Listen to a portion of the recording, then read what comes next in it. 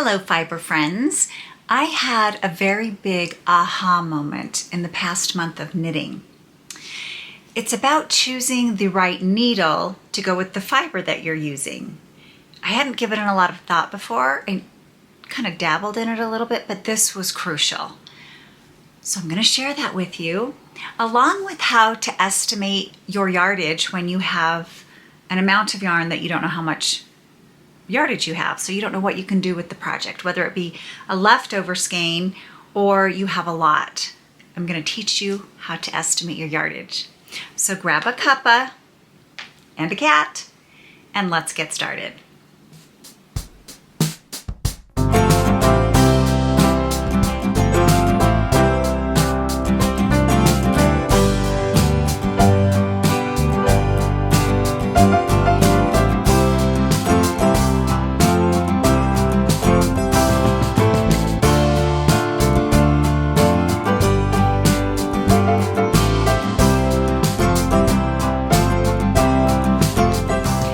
Welcome to the Knitty Cats podcast. My name is Julie, and I come to you today from the foothills of the Colorado Rocky Mountains.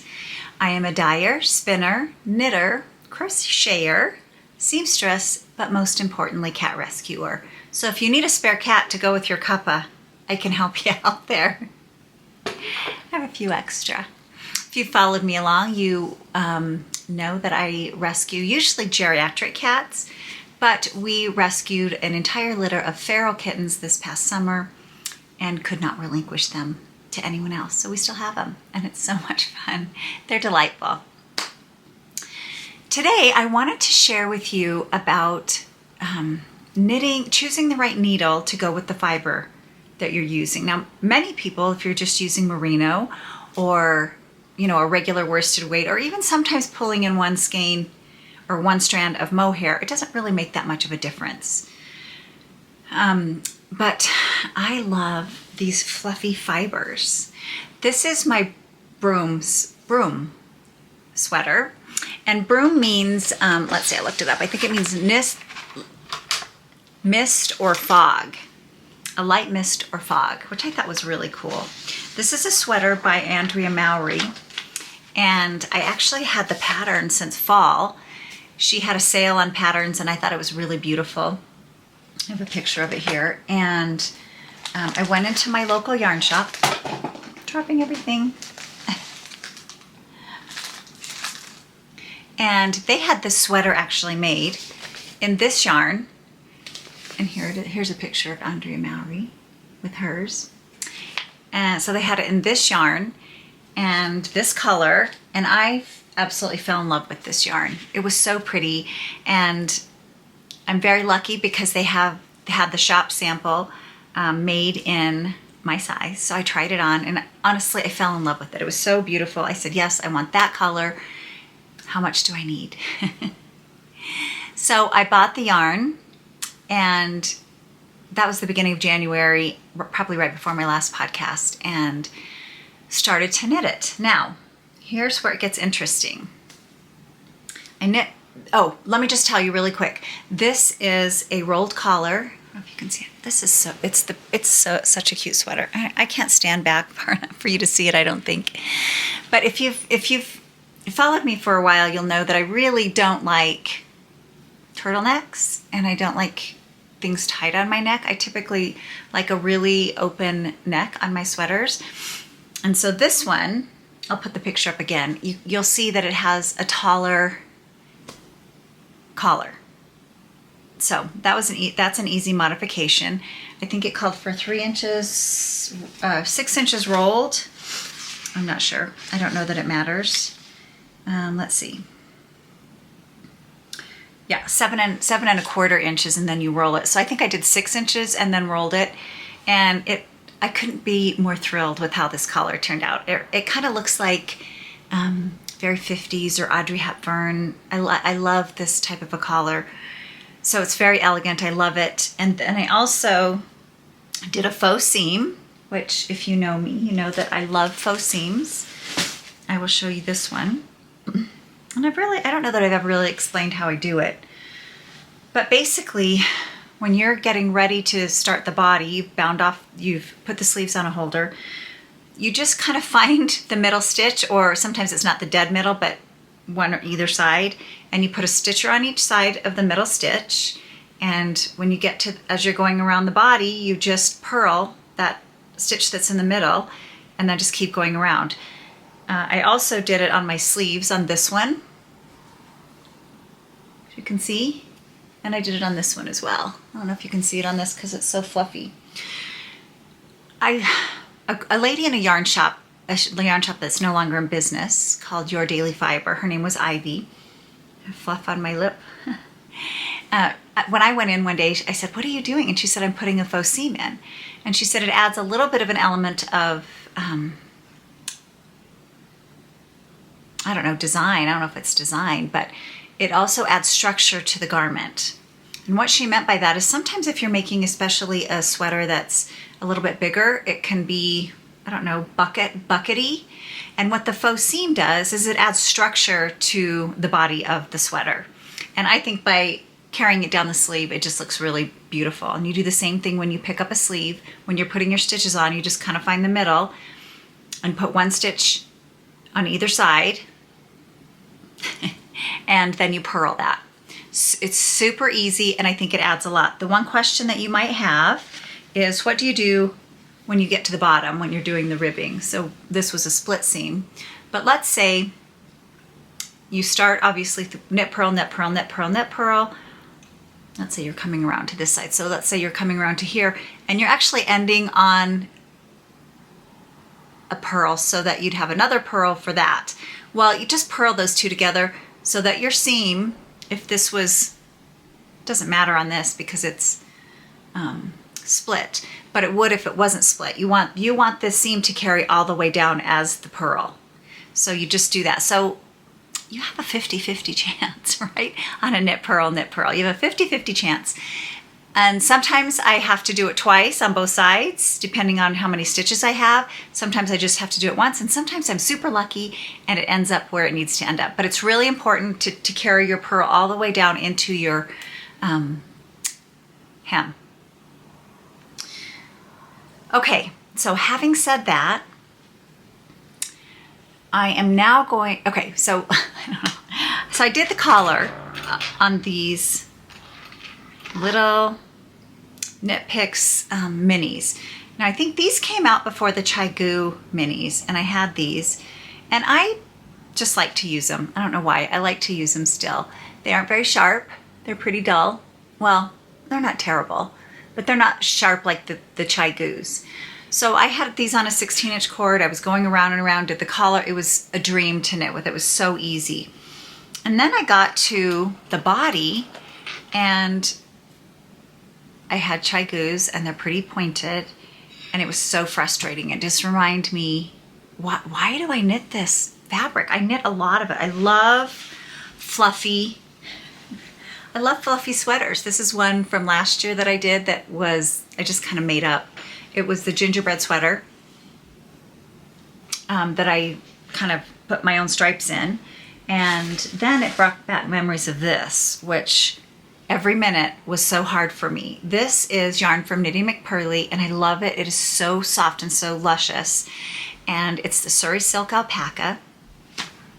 And I remember hating knitting this, and I thought if I had to knit a sweater out of this, I think I'd poke my eyes out. It was so frustrating, not enjoyable, because what happens if you have pointy needles, they get caught on every little, if you're a thrower, it may not be a big deal because you're throwing the yarn around, but you still have to pull it through.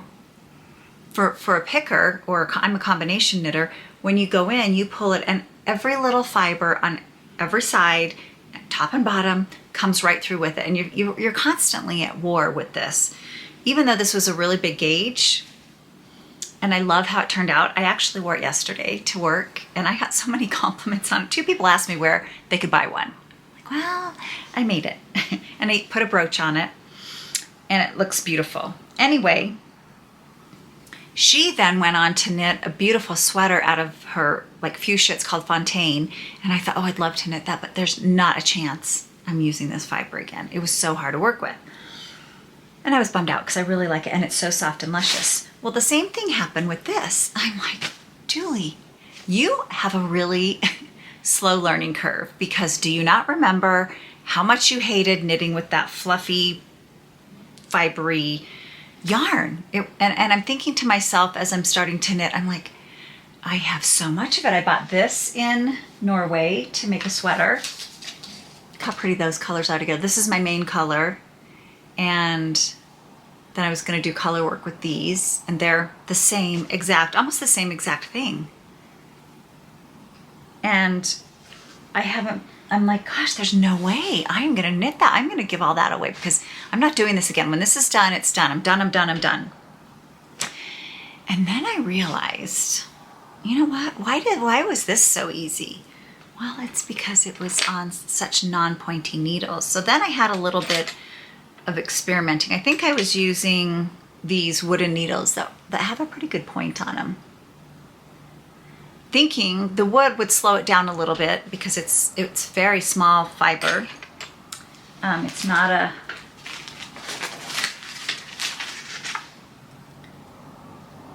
that thick. In fact, I was a little worried, how is that going to be? It's going to be this really thin, open, meshy fiber or sweater, but it's not. It's fluffy and yummy and fills it all out. It's so beautiful. And so I was pulling everything, and anyway, I thought I'd use those. So then I remembered, why was this so easy? Why was this enjoyable? So I switched to, I have a collection here of needles. I switched to these metal ones. They're nickel, which have a duller point, and that worked really well, except that it was a little slippy. So then I landed on, I thought I just need something not so pointed. Now flash back to November. I was on I had gotten an email from Kntipicks that they were having a sale. Well, I don't really buy much from Kntipicks anymore, but I do buy my bare yarn from them, my dyeable yarn. And I needed to get some because I have my indigo. Do you remember the indigo plant I grew last year? And I had 2 harvests off of it, and I needed some bare yarn to dye. So I thought, I'm gonna go on, because it's on sale, and get some bare yarn. This is what I needed, a DK weight. This is what I got, DK Merino.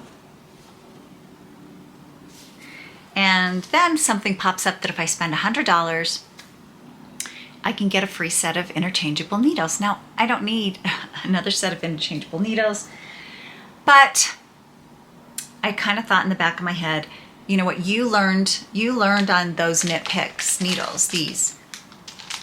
That's what you learned on. And so someday you want your sister, your daughter to knit, so you better get some needles. So I thought, they're free. So I added a couple more things. I added just some minis so I could test my indigo, and some sock blanks. And I thought to myself, I'm going to tell you this, and you may not know what a sock blank is. So I'm going to show you what a sock blank is. A sock blank, this is a dyed sock blank. So the one that I got was obviously a bare one. And what you do is it just makes really cool, you can do really cool dyeing. So if you want to dabble in this, it's pretty fun. I lay plastic down on my counter, sprinkle it with Kool-Aid, or I make a liquid and just have fun with it. And then you wrap it in plastic wrap and put it in the microwave for a little bit and get it hot. But anyway, you can pull, see how this is pulling? So this is for knitting. You can do single sock blanks or you can do double sock blanks. This is a double sock blank, and you can see how this is pulling 2 yarns off at a time, and it's going to go down this blank, and you can just knit your socks right off this if you do 2 at a time.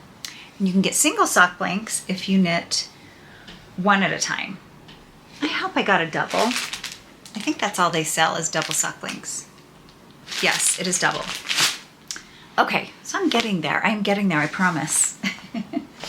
So these new needles arrive, And I look at them and I'm like, wow, they are super sharp. They are so sharp. That's impressive. They've really changed. So I get out my old original set, and sure enough, here's the difference. Here's the old one, and here's the new one. Wait, is that right? Oh my gosh. I dumped everything over right before, yeah. Yeah. Let me get the two sets together. Right before I started filming, of course, that happens. But what I'm gonna do is show you the difference. So can you see? Let's see. These are the old ones. These are the new ones. And there's quite a bit of difference there. At least in person there is. They're quite a bit sharper, which is great. But what I did is I went into my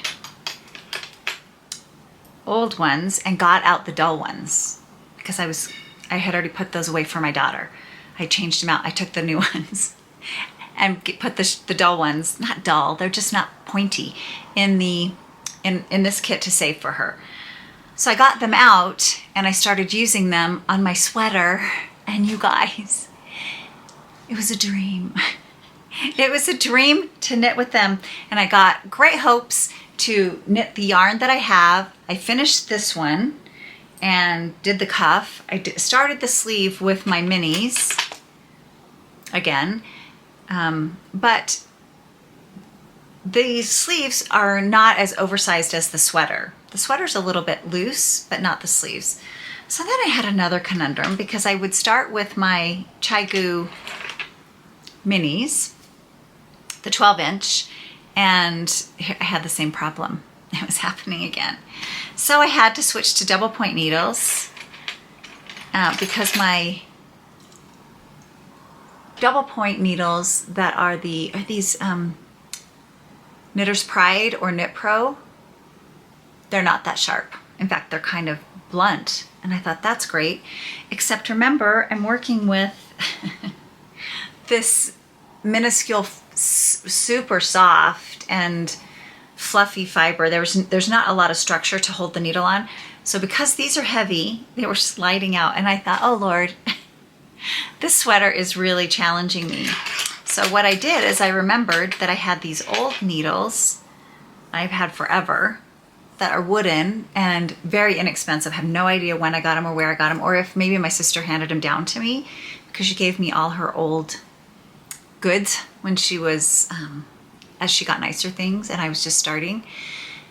But they're not that sharp and they are super light and they're kind of sticky even. They're not even as finished as, say, these. They have no lacquer or anything. So these were fantastic.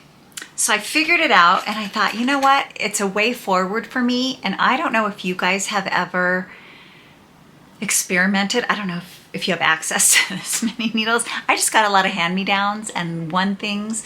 So I do have quite a bit, but at least if you knew that you were going to have this problem, you could borrow some or even buy one size of a needle that is a little bit less pointy. And then you sail right through this fiber. Now I didn't tell you what fiber it was, so let me tell you that. It's very interesting. This is, and I'll put it up. It is the Le Garçon. And I'll put a picture up of it now in the Glacier Depths color. And it is 55% baby alpaca, 18% merino, 17% silk, 10% yak, and it's 100% dreamy, which is true. This whole sweater, I have just over 200 grams in the entire sweater because you can't feel it. You can't, it is so soft. I have just a little camisole underneath it. But it's not itchy on my arms like mohair can be. It filled out. It's not too, it's not see-through. I don't know if I can, it's just the cutest. It is, honestly, I'm absolutely in love with this sweater. I would like to go get some more, but I know I'm just gonna knit what I have. I have to knit what I have this year. That has to be my concentration, but I would love to get more of it. I've also decided I'm absolutely in love with this color. I don't know if you guys know, but Cloud is the Pantone color of the year, which is white. And I thought, how? It's white. I get it.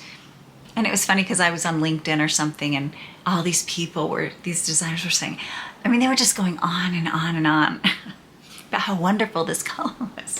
And I just had to laugh. I thought, oh gosh, seriously, of all the colors, white. So I'm not buying into that Pantone color of the year. This is the KnittyKats Pantone color of the year. I just have to figure out what the number is. I went on my Palette Scout, remember these? And tried to find one. And I couldn't find an exact match. And I didn't have a lot of time to try and figure out what it is, what Pantone color it really is. Because it's not really, I thought, is it this color? No. It's not really that color, but it's not really this color either. It has a little bit more green. Pretty close to Neptune. But anyway, a little bit more green. But I took a minute to then go through the palette ideas that go with this color. And so I think the closest one, I don't know, it's probably this one. And so I'll just play with you for a minute because it's kind of fun. So this is the complement color. And Ember. Isn't that pretty together? So pretty. And you can do that one, different tones. You can do that or that. That or that. Do you feel like you're at the eye doctor? Can you see better now or now? I like that one. Bronco colors, yay, go Broncos. And then the monochrome color is this one, which is super pretty. Isn't that pretty together? Love that blue. And then the analogous color is this. Yeah, it's that one. Is that pretty? Oh my gosh, you could pick so many things. The split complement colors are this. Wait, no. Flame and, oh, I don't have the other one. I meant to go back and get it. I didn't get it. This one is one, which is really pretty. It's a little more poppy than the Ember. And then the triadic colors are this and this. Aren't they great? Oh, I'm excited about this color. I have a couple variations of this, not quite as deep, but I'm looking at my yarns. I have quite a bit of yarn in the tealy bluish color. So that's the KnittyKat Pantone color of the year. Oh gosh, I entertain myself, obviously. And then I wanted to tell you, I did wear it to work once already, and I wore it to church this morning, and it does pill, but not very much. And so this is when you use the little petite knit brush, not a depiller, but a brush. And you could probably just use a soft hairbrush. And wait, I was gonna leave a little spot that needed depilling. How about right here? Do you remember my episode on how to care for your garment? So this is a good example of using the brush. So see how it's just kind of, and I'm not pressing hard. I'm literally combing it like it's my favorite kitten, even though I don't have a favorite. But look how soft it gets. Yeah, just beautiful. So it just takes a second, and I'm not pushing hard, and it's not really even pulling. I did my whole sweater this morning, and it didn't even pull hardly any. Oh, here's a spot I could do. But the light's maybe not right. Yeah, that's all you do. So, more reasons to love my sweater, you guys. I love my sweater. I'm so excited about it. Really and truly more excited about it. So excited about it. It's like, and it's so light, you can hardly feel it. I may try to do this in another color or another kind of yarn. I don't know. She did it in a couple different ones. Her original sweater is Surrey alpaca. It's featherweight, she said, and blooms, can be worked in a looser gauge. But she also did do it in fingering and, you can see that, just fingering and a mohair together. It's just really beautiful, but it will feel different if it's not this light. 200 grams for the entire sweater. That's not very much weight. Is that right? Yeah, 1, 2, 3, 4. They're 50 grams each. So yay. So that is my broom sweater. And then, oh, it was interesting because right after I got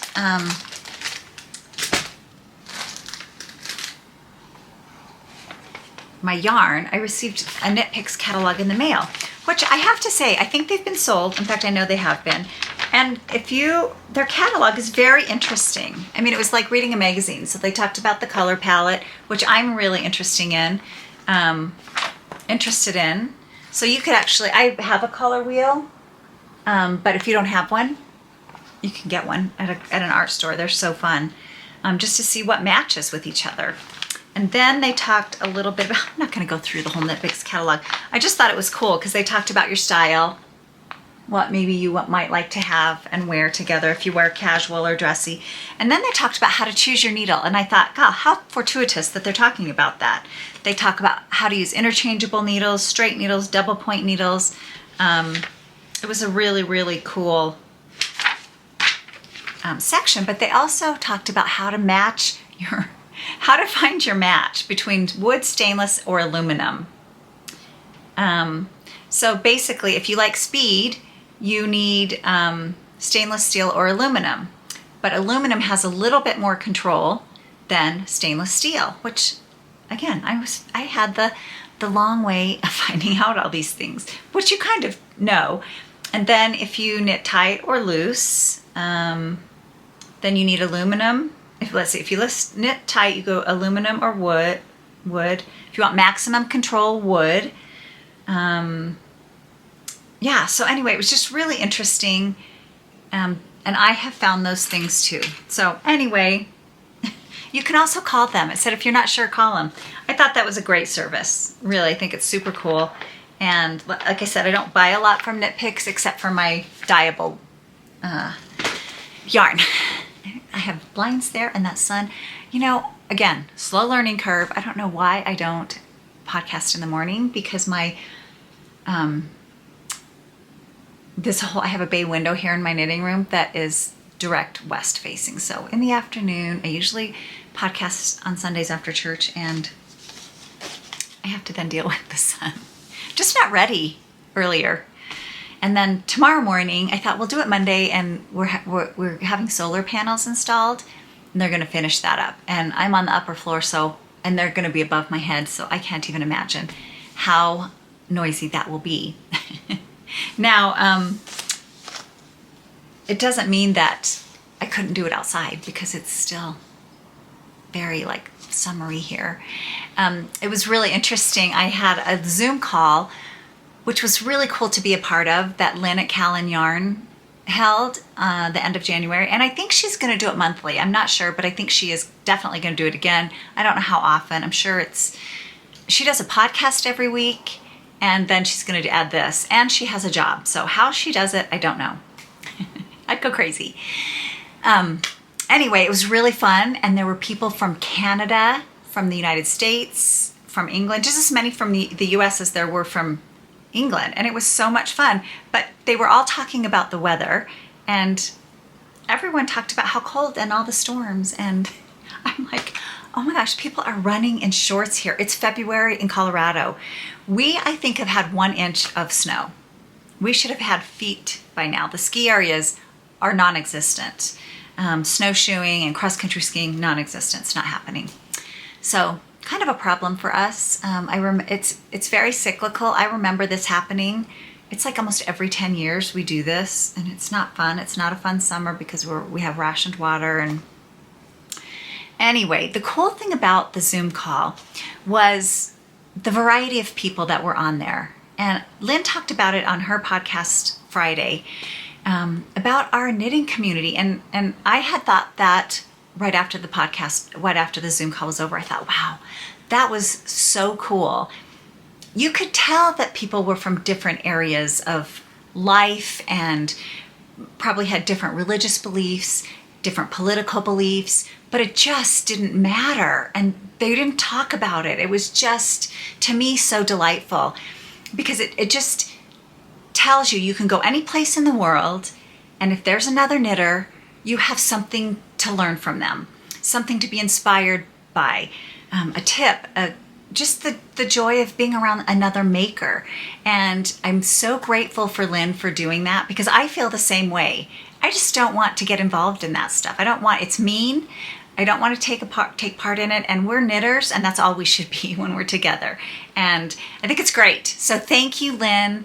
I loved that you did that. I'm excited for the next one. I was really excited to meet, I didn't meet her, Julie. There were a couple podcasters that I watched that were on there, but I was excited to see Helen from Nellie and Eve. Now, Nellie and Eve is a dyer in Wales, but she's special because she's a plant dyer. I'm going to show you. I have some. You remember that my husband, well, his mother's passed away now, but he'll still go back and see his family. But every time he went back, I would try and get something that would be expensive to ship because shipping was expensive. So I'd get something and have it shipped to his mom or his sister's house and then have him bring it home. Well, a couple of years ago, I had a sweater's quantity of this. And the only thing I wish you'd do is put what you use to dye it because I think the color is so pretty. Looks like I think it's a pretty true color. It's like a grayish purple. It's 100% Welsh wool because she's from Wales as well.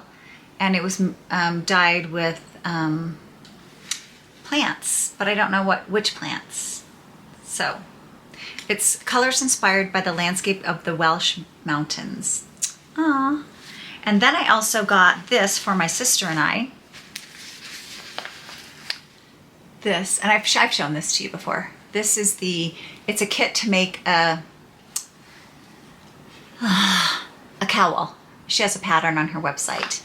Helen from Nellie and Eve. But there she was, right there in the flesh. I was so excited. But all these are plant dyed too. You know how much I love plant dyeing, and I wish I was better at it. I'm going to give a go with the indigo. But I do quite a bit with the rabbit brush, which again is part of a community of knitting. It's like people have done this for so long. They didn't have dyes. They didn't have Kool-Aid. They didn't have acid dyes. They dyed with what was natural, and that's what's cool to me. So the rabbit brush that is native to my area is so cool because the Native American Indians dyed with it. I don't know if they were dyeing yarn, probably not, probably skins and painting with it on their skins, but this is what it looks like. This is two different, one's superwash, one's 100% wool. 100% wool on this one. This is superwash. This is my rabbit brush with citric acid only. This is my rabbit brush with iron oxide as the mordant. This one's alpaca. This one is superwash. And I made this with it. This is a Montpelier vest by, what is her name? Oh, November Knits. But I took the turtleneck off. It had a turtleneck. But I could maybe do a rolled collar like this on that Montpelier. That would be really cool because it's wide enough. That is a great idea. Because I want to make this again. I absolutely love, love, love this vest. And I love that I made it with my hand-dyed yarn. I think that's super cool. And then I also got, I'm not going to do acquisitions now, but I'm going to do these because the last time he went, I was watching Lynn on Calon Yarns, and she is currently knitting a sweater with another dyer called Ginger Pink. These are plant dyed yarns from, I think she's from Wales too. She is from Wales. Yep, she's from Wales. And she sent me, Carrie's her name, she sent me an extra little skein, and this is the natural color of the wool. Is that beautiful? So she dyes this with this. So you can kind of see And again, I just wish, you natural plant dyers, tell us what you're doing it with, because it would be kind of cool to see and know what you were dyeing them with. So thank you, Carrie. And you sent me a really nice note too. I got one for my sister as well. Got the last two. It was like such a rush when I watched her podcast, and then my husband was leaving soon. I ordered it and emailed her, and I said, is there any way you can send it today so it will get there before he leaves? And I also did the same thing to Lay Family Farms, because I wanted some more of this fluffy stuff. That's why I was so bummed out that I bought so much of this, and I'm like, you are never knitting with this again. Now I can knit up my stash. Hooray. I'm so excited. What an epiphany for me. Honestly, I just want to do another one quickly. All right. The next thing I did was, my son went to Peru. I think I told you that last time he was actually in Peru, and he told me, he said, Mom, do they not have a lot of alpacas there? And I said, yeah. And he said, do you want some yarn? I said, well, he goes in a backpack for 2.5 weeks. I said, son, you're not going to have a lot of time or a lot of space to bring me back anything, but grab yourself a ball of yarn, and I'll make you a hat when you come back. That'll be a nice memento for you. So he brought the yarn back, and you guys, my kittens, it's not a happy story. I set the ball of yarn on the counter, and it must have been because it smelled like Peru. It's the only thing I can think. I set it on the island, went upstairs to take a shower, came downstairs, and here you go. So this is a picture of Raji, or Raj, and Dickens, the black one. And Raji, I'm sure, because Raji gets on the counter, he's not supposed to, but he is the one that does. He must have smelled it, jumped up, grabbed it, pulled it down, and then he pulls it down, makes a mess of it, and Dickens is a gnar. So Dickens chewed it into pieces, and I came down and I was so panicked, because here's my son. He brought back this little ball. It wasn't enough to make a hat, but it ended up, like these are like the little bits that I could save. It had so many little pieces. So I thought, what am I gonna do?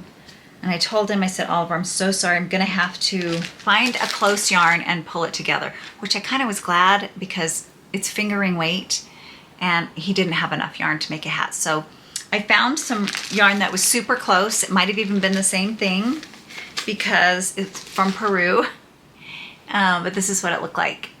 And I pulled it together, and I hope I can put a picture in of my son with his hat. He came home this weekend, which I was glad, but went golfing. So I'm like, Oliver, I need to show a picture of your hat. He also brought me, I said, but if you get some fiber, if you find a place and you can get some fiber, would you get me some fiber? Some alpaca fiber. I'm dumping everything over here. Sorry. So now my son, everyone in my family, we adore animals, all animals. And so he brought this fiber out. I'll show you this fiber. He's like, I got you some fiber. I think it still has the poop in it. I mean, it's like totally, it has been in the freezer for almost a month. I just took it out, so there are no bugs alive in the deep freeze. But I don't know, I have no experience on cleaning this. And I said, Oliver, did you just befriend an alpaca on the side of the road and give him a haircut? What the heck? I don't know what to do with this fiber. So I don't know, do I wash it first? Do I pick it first? Do I lay it out and pick it and comb it? Do I put it on a blending board? What do I do? I don't know what to do. So this will be maybe the next episode I will have this done. And part of me was like, oh, I have to come in and knit. That's going to be a lot of time. But you know what? He went with a backpack, and that was a lot to bring back in his backpack. He brought little gifts for everyone. He also brought me these, which are so cute. These little, let's see if I can get these on. These little alpaca mitts, they're so cute. So he's just a very gentle, kind-hearted person, and I'm gonna do something with that fiber. But pipe in, let me know what to do because I have no idea. What else? Okay, the next thing I wanted to do, I'll show you the bag that I had from Woolenworks because I had that in there. This bag I got from Woolenworks. I mentioned them. They had just started a podcast last month and they showed this on there. This reminds me of my mom. You'll remember my mom's Hispanic and was born in New Mexico, loved Southwest, and so I just had to get it. It's cool wax canvas, Pendleton wool, ticking on the inside and a zipper. It's just really nicely made. And they also had yarn cozies that they had just made. Now, sometimes people call them koozies. I think they were calling them koozies. I think they're a cozy. I'm calling them a cozy, like a cozy for your cup or a cozy for your teapot. I'm going with cozy. I don't know if you've ever used them, but they're amazing. So you put your ball of yarn in the cake and it keeps it together. And I use them when they get little. I just put a little pin on it to keep it tight and it keeps it nice and tidy, especially when you're doing 2 at a time in a bag. They don't get messy. But I also ordered some minis, and I'm going to pause for a second and show you why you need minis. But I ordered these because she stopped and made them for me because they were out of them. They're so nice. They are the nicest people on the planet. I ordered an extra one of these so I'd have a Southwest set. And I ordered, let's see, an extra one of these because I already had one. They're minis. And a set of these. Realizing I should have gotten more full-size ones because I only have a couple. So I think next time I order from them, that is what I'm going to get. But I'm going to pause right now and show you why you need mini cozies. So these are my vintage, let's see, CFC vintage yak socks. I had started them last time. I had every intention of at least steaming them. But I haven't. I've just started the toe. They're really pretty. You can see I have the forethought heel in, not in, but I have a waist yarn in there to go back and pick it up. But these are socks that you knit one color and then you add a strand of mohair to the stripe. Let's see. And then you do the toe and the heel also with the strand. So you can see that I'm dealing with 4 strands of yarn because I'm a 2 at a time sock knitter. But this is why you need the little yarn cozies. First of all, you need this little sock bag, which is a makeup bag that my sister had bought as a makeup bag and said I don't want it, and I said I'll take it. You gotta love big sisters, right? Let me just see if I can do this without. So see how I have my yarn in there? So I have the full size,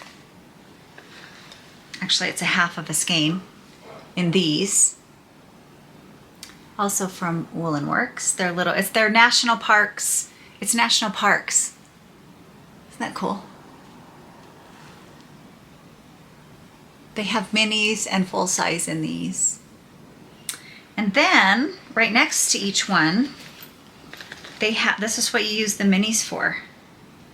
These are cute. There has the little sock heel turn on the pattern, of the fabric. Isn't that cool? Can you see that? I get my face out of it.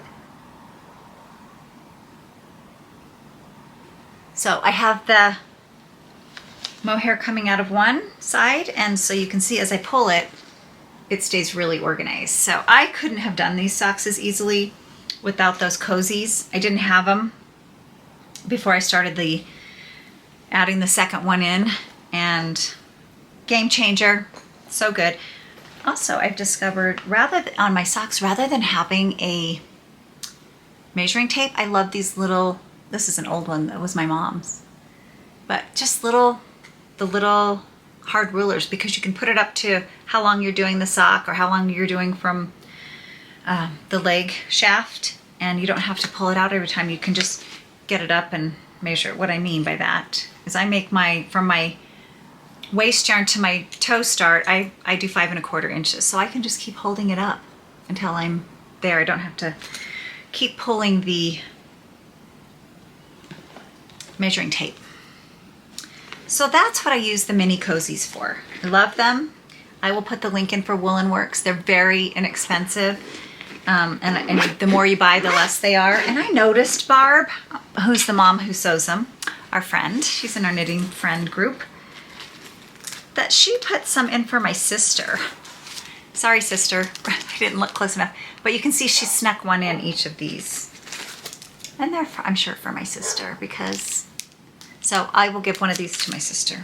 I just noticed that today because I used the other one. So thanks, Barb. Okay. Oh, the hat pattern I used for my son's hat is the morning walking hat. I didn't tell you that. And I'll put a picture up of that. Where am I? So socks, hat, Zoom call. Okay, so now we're going to talk about estimating yardage. Thank you, first of all, to the viewer who, when I showed you my blue spinning yarn, my blue yarn I spun, you said just spin it or just knit it, just knit with it. And I thought, you know what? I'm going to do that. I probably did this 3, maybe 4 years ago, and it's just been sitting there because it wasn't plied well. And I knew that I needed to reply it because I wasn't going to knit a sweater with it plied so poorly. It was just inconsistent because I didn't know what I was doing. It looks pretty good now. But it was laborious, I have to tell you. What I had to do is I had to take each skein, put it on the Swift, make a cake out of it, reply that cake, just not reply, but give more ply to each one, take it from the bobbin, put it on a Knitty Knotty. While I was putting it on the Knitty Knotty, I was trying to measure yardage with this handy little contraption, which is great, and I'll explain that in a minute. Then take it off the Knitty Knotty, make a skein, re-soak it, and rehang it. So I knew it was going to be a lot, and it was. But I did it because I was inspired. So thank you for telling me to just knit a sweater. Thank you, I appreciate it.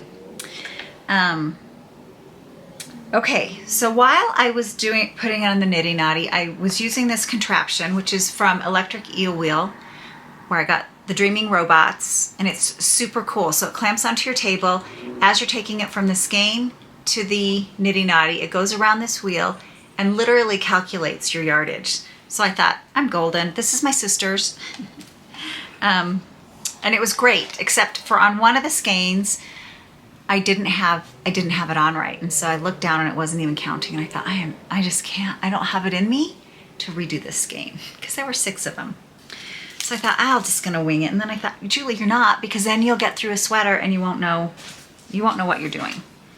So I do know how to do it, and I'm gonna explain it to you how you do it. You need some sort of a scale. I have 2 scales. I have a kitchen scale. This is just a KitchenAid scale I found on clearance someplace, I don't know where, and it's been great. It's not quite as accurate though, especially for mini skeins or small amounts of yarn, as this pocket scale, digital pocket scale. My sister gave it to me. I take it when I travel if I need to, if I think I'm gonna need it. So it's great. This is very, very sensitive. I think they're on Amazon for very little. Okay, so one thing I did know for sure is I knew this, and I'm gonna try and put this up on the screen when I start doing the calculations. So this is example number 1. Are you ready? I'm gonna do a little math. Okay, so this would be handy for larger amounts of yarn that you want to know how much you have. So this skein I did successfully get the counter on. So this skein was 218 yards. Then I weighed it. I weighed this skein and it weighed 127 grams. Okay, you got that? 218 yards, 127 grams. So each yard, I divide 127 divided by 218, and it gives me 0.58, which means each yard weighs 0.58 grams. Stay with me. Then I weighed all of the skeins on the big scale. They all weighed 624 grams. I divided that by 0.58, and I got a total of 1,075 yards. So, yay spinners. You only have to figure out a little bit, you have to measure a certain amount and then you can figure out how much you have. Because spinning is kind of where a lot of the problem is that you don't know. Now the only thing is that my yarn is not that consistently spun. I would say it's kind of a heavy DK, maybe worsted, which 1,000 yards is enough for me to make a transition sweater, meaning it's silk and merino, so that's kind of what I've decided to do, is just make a really simple sweater for spring. That's why I said transition. And I can make 3/4 sleeves, so I will definitely have enough yarn to make that. So, I hope you got that. I'm gonna leave it up for a second. It was 218 yards, 127 grams. I divided 127 by 218, so the grams divided by the yards, got how much each yard weighs, weighed all of the yarn, 624 grams, and divided it by 0.58. So I have 1,075 yards. And you know what's funny? There was only one yarn that I messed up on, one skein, and so I kind of weighed the other ones, and I'm within a yard. So it's my spinning's not that inconsistent. I just wanted to test it. So that was pretty cool. And then the next thing I did is I want to teach you how, I don't know if you guys have these. That's how I decided it was between a worsted and a DK. It's kind of a little template, I guess, where you put the yarn in and you see what weight it is. So most of it's DK, some of it's worsted. It's not, I don't know if that's good or not. So then I thought I'm going to teach you how to figure out how many yards are in some random bit of wool that you have. So this I'm pretty sure is sock yarn. I don't remember what. But I thought, okay, let me just do an experiment to see how many yards I have of this. This is example number 2. So I pulled out 4 yards, actually measured it with a measuring tape. And just coincidentally, those 4 yards weighed 1 gram, which makes it easy for this example. So I divided 1 divided by 4, 1 gram divided by 4 yards. Each yard weighs 0.25 grams. Simple. And then I weighed this. And this weighed 18.3 grams. So 18.3 divided by divided by 0.25. So the total weight of this divided by 0.25, which is the weight of each yard, gives me 73 yards. I have 73 yards left. And I thought, you know what? I should do that on everything that I'm done with. So I did it on this, because I thought I should put it on the label. I didn't use very much of it. It had, and I did this a little bit different, but it's the same type of thing. This one, the full skein, which is on the label, had 219 grams and, 219 yards and weighed 50 grams. So I divided 219 by 50. So it's kind of the same math, but a little different. So each gram had 4.38 yards, because this is so light. Remember, this is like feather light. It doesn't weigh anything. I had to double check that, but I'm like, well, that's a lot. So then what I did, instead of dividing, because you can re-engineer it, I did 30, and then I weighed it. It weighs 37 grams. So originally I had 50, now I have 37 left. And I multiplied it by 4.38. Because I have 37 grams, and each gram has 4.38 yards. And so I have 162 yards left of this from 219. So I put it on the label. I'm going to put it back on here. And really, we should do that with every single end of ball we have, so that we know what we have left, right? Okay, What else do I have for you guys? Oh, I was munching on these. Look at these. For all you British people, my husband gave me these for Christmas. Yum. Those. And so it's Belgian dark chocolate with lots of fruit and nuts. Thomas Fudge's Remarkable Bakery. Look how special they're packaged. There's just a few, but they're very carefully packaged so you don't damage them. Those are yummy. Very yummy. I think that might be, you guys. Is that all I have for you? Oh, I wanted to tell you what I'm going to do next. Besides my sweater, which I haven't really picked a pattern, I think I am going to knit another pair of socks when I'm done with those. With this, which my sister and I have had forever. We bought them together. I have this. And I want to do another pair of like that athletic stripey looking. So I thought I could either pair it with these. These are my stripes, which would be cool.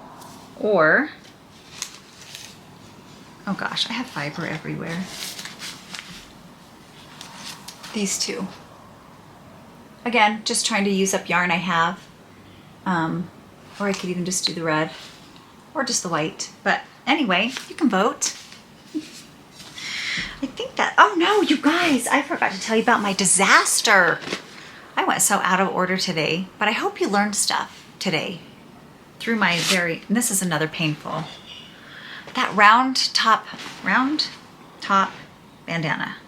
Round top, round bottom, round top. I'm gonna show you. Anyway, I had seen this in my sister knits too. Round top bandana. I think it's I'm gonna put a picture up. It's the prettiest bandana, and I started it in January, and I didn't realize when you see this pattern, every single line has a different, yeah. And so what happened is I was going along being very careful, and it's shaping up really nice. So this is the halfway mark. I'm making the small one. So I've done all that very carefully. And I was probably 5 inches from the other end. So I probably had that much more done on the other side.